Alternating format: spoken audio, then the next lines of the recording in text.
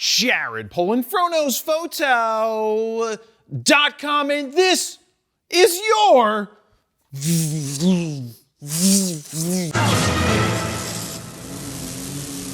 Shit! I hate it when I get my Schwartz twisted. Photo News Fix.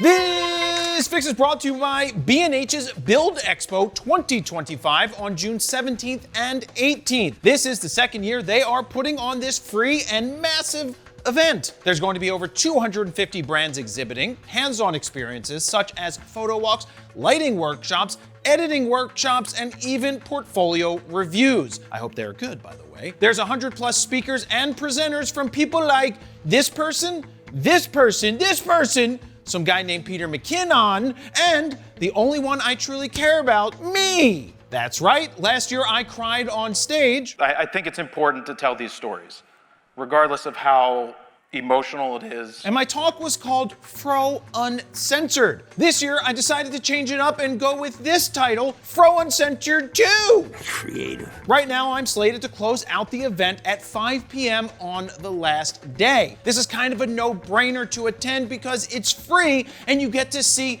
me. To sign up, head on over to buildexpo.com. See you there. Hopefully, I get to shake your hands and take a selfie.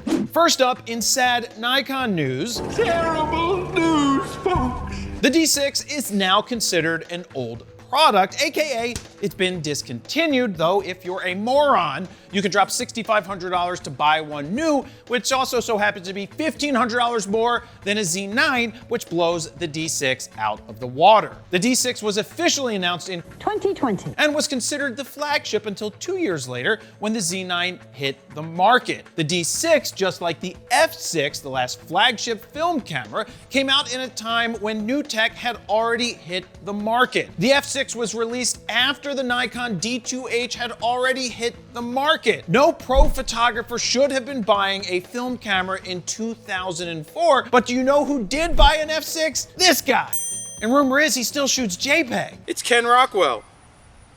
And he shoots JPEG. Except that was a film camera. But he still shoots JPEG. Anyway, isn't it sad to see the D6 go? No. Exactly, Norm. Good riddance. If you're one of the 20 people who bought a D6, let me know down below your reasons why and get ready to be roasted. Next up, photographer Doug Mills of the New York Times has won the 2025 Pulitzer Prize in the breaking news photography category. And that is defined as for a distinguished example of breaking news photography, which may be a single photograph or series of photographs of an event that occurs with no advance notice and requires spontaneous coverage in the moment. One moment. Reward $15,000. Doug's series of images which captured the moments during and after then presidential candidate Donald Trump's assassination attempt led to his third Pulitzer Prize win. Images include the displacement of air due to a projectile whizzing behind Trump's head, along with the aftermath,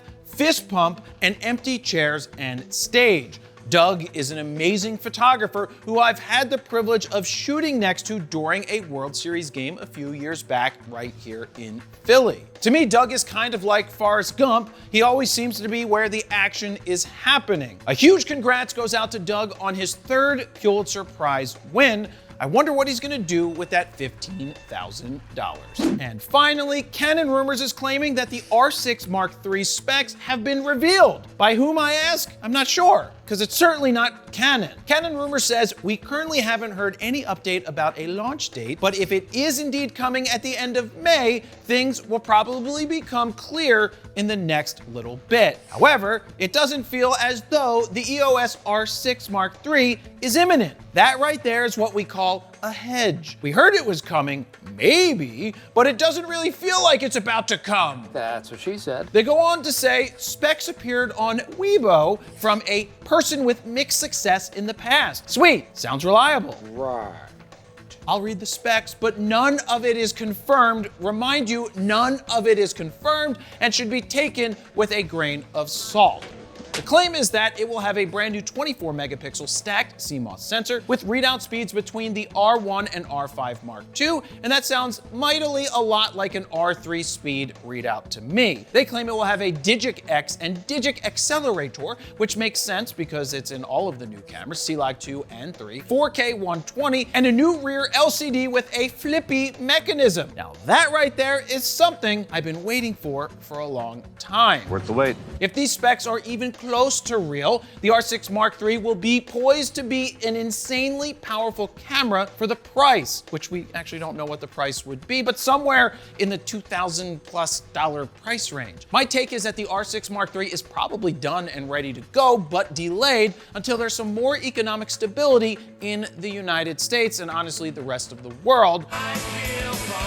There you have it. That's your photo news fix this time around. Thank you very much for watching.